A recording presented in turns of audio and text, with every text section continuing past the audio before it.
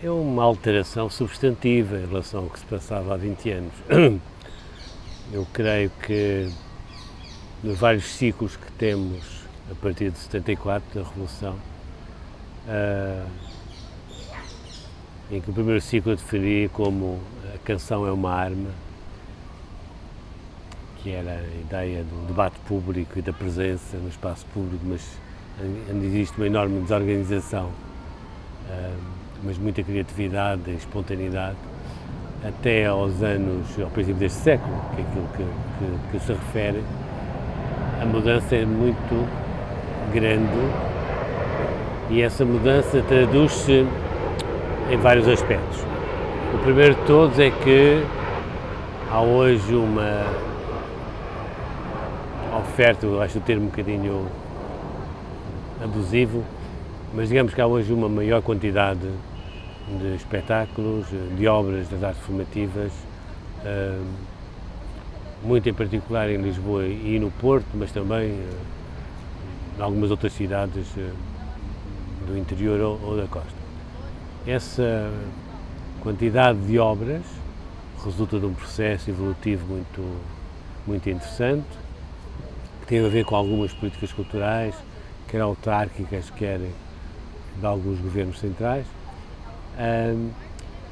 Creio, contudo, que há alguns aspectos menos positivos. O primeiro deles todos é a precariedade que ainda existe nas formas de produção da maioria das artes formativas. E essa precariedade alimenta, de uma forma completamente paradoxal, uma enorme quantidade de obras, porque os artistas e os criadores têm que produzir umas obras atrás das outras, de forma a que isso permita o encaixe de alguma receita, que permite que sobrevivam durante algum tempo e que a seguir têm que fazer outra obra. Enfim, é um processo particularmente vicioso, muito típico de sociedades onde esta dimensão precária está muito associada aos trabalhadores das artes formativas. O outro aspecto que eu acho menos positivo é uma certa mediania nos programas e na apresentação do que é hoje passível ser visto em Portugal. Acho que essa mediania não é nada positiva, porque nos baixa as expectativas, nos baixa o nível de exigência, de alguma forma também se torna condescendente em relação aos artistas e, finalmente, porventura tão importante quanto isto, é que nos afasta de uma outra produção mais exaltante, mais inovadora, mais criativa, mais inventiva, não só na Europa, do qual eu creio que em relação a algumas cidades nos estamos a afastar, mas também em relação a outras regiões culturais do mundo. Estes são os aspectos menos positivos que há que realçar.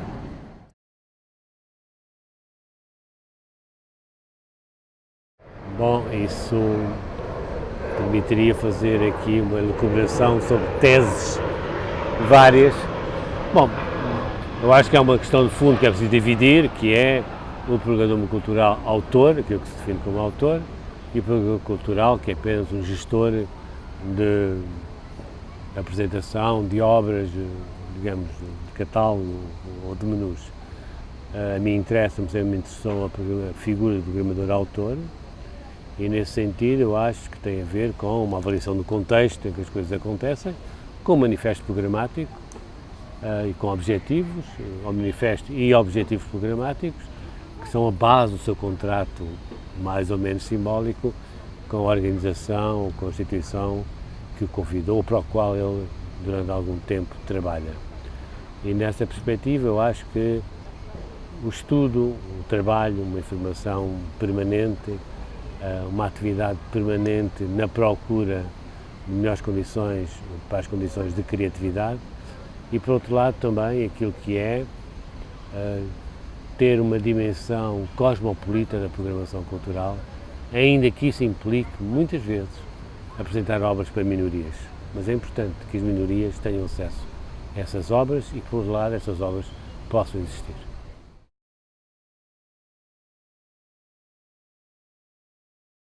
Eu creio que foi,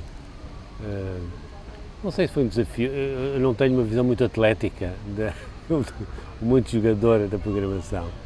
Eu acho que, à partida, apesar das enormes dificuldades que têm a ver com o tempo mínimo em que eu tive que conceber o programa, fazer os contactos para um ano de programação, do orçamento foi bastante baixo também. O facto de a Câmara ser uma instituição sujeita à administração, às leis da administração pública, portanto, muito morosa, muito burocratizada, muito complexa na sua forma de resolver problemas e, portanto, isso não foi fácil, foi, aliás, bastante inibitório muitas vezes. Acho que os aspectos, de facto, que condicionaram muito a programação e a produção e que resultam dessas leis da administração local foram o mais difícil de ultrapassar. Um outro aspecto que foi importante, embora complexo, foi gerir equipas e instituições de 72 instituições, não é? Gerir a informação provinda de 20 e tal países e muitas cidades da América Latina, de Espanha e de Portugal e, portanto, fazer com que coabitassem isto, resistir a algumas pressões diplomáticas que são sempre habituais nesta coisa e finalmente fazer no tempo que era o tempo que eu tinha. E, portanto, a questão do tempo foi absolutamente determinante na forma como condicionou a produção. Eu gostaria de ter tido mais produção de origem, não tive, porque não tinha tempo para produzir. No meio disto tudo, apesar de, eu acho que o programa final, a avaliação que eu faço, é um programa bastante interessante, bastante inédito naquilo que é o conjunto da história das cidades capitais ibero-americanas, e finalmente foi interessante poder trabalhar, coordenar, gerir as múltiplas equipas que estiveram envolvidas. Eu acho que, de alguma forma, houve aspectos muito importantes. Eu aprendi imenso em relação à cidade de Lisboa, confesso. Por outro lado, acho que as pessoas também mais envolvidas na programação das outras instituições também aprenderam, nomeadamente aprenderam que a América Latina e o universo ibero-americano é muito mais fascinante do que os clichês que nós temos sobre esse universo.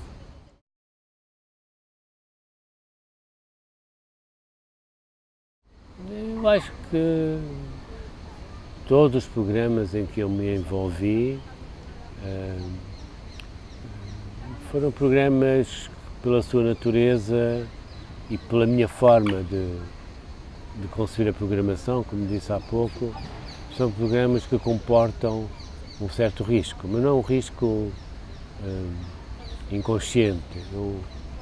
Há uma personagem fantástica do Andrei Rubliov, do Tarkovsky, que é um jovem, um rapaz, que aposta em fazer um sino na aldeia e que ninguém acredita que ele é capaz de fazer.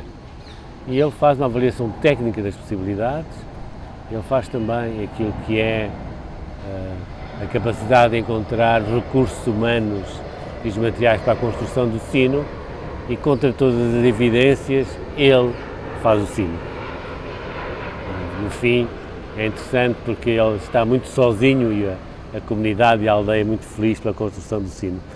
Eu acho que eu encaro as programações, os programas que tenho feito sempre com uma enorme disponibilidade, caso os programas em si comportem algo que seja interessante, que permita uma mais-valia de conhecimento. Para mim, a programação artística é uma forma de produção de conhecimento simbólica e, portanto, nesse aspecto, mais conhecimento é mais importante para a comunidade e portanto, essa forma de conhecimento associada à dimensão artística, à dimensão simbólica, ao encontro entre os artistas e os públicos, se isso for à partida algo que eu possa contar, eu faço e, portanto, eu acho que todos os programas para mim foram programas importantes, todos aqueles em que eu me envolvi, não aqueles que eu recusei naturalmente.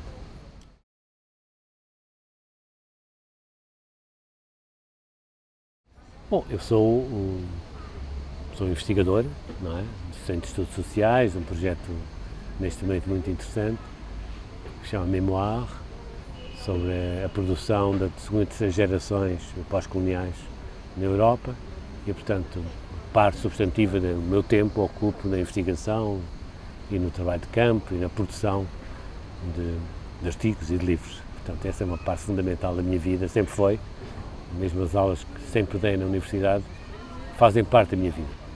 E depois, naturalmente, que estarei ou não disponível para projetos que apareçam, cada vez mais internacionais e cada vez mais projetos que conciliem a dimensão da inquietação do mundo atual com o cosmopolitismo que eu acho que os projetos devem conter para fazer esse sentido. Fazer o que habitualmente se faz, o que é mediano, confesso que não me interessa muito.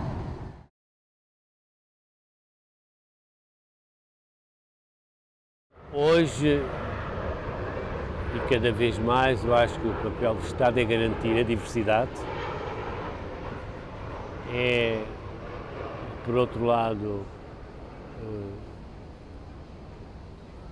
fazer pressão junto daquilo que são as administrações locais, as autarquias, os municípios, para que todo o país, todos os países estejam envolvidos na produção cultural e na difusão do conhecimento cultural. O papel do Estado é cada vez mais determinante. É uma espécie de relações públicas muito nobre, muito positiva e deve ser permanente. Quer dizer, o Ministério da Cultura não pode ser uma tesouraria, nem tampouco um Ministério da Administração dos poucos bens que tem. Deve ser mais que isso, no sentido de fazer pressão, interceder junto das várias linhas de financiamento da União Europeia e, sobretudo, fazer uma coisa, isso não é o Ministério, mas são os seus agentes, os ministros, secretários de Estado, os seus diretores destas instituições, que é fazerem diariamente um trabalho de persuasão junto das pessoas, junto dos cidadãos, de forma a que a prática cultural e a prática artística seja vista como algo que faz parte do conhecimento e que faz parte da vida cotidiana das pessoas. Isso há muitas formas de o fazer, umas mais sofisticadas, outras menos sofisticadas, mas acho que cada vez mais é esse o papel do Estado. Porque para ser só uma tesouraria não tem qualquer importância. Quer dizer, evidentemente que há um papel legislativo e tudo isso, mas isso digamos que é a dimensão da máquina, não aquilo que é política cultural, que é que se expressa no Ministério. António, muito obrigado. Não, foi por dizer.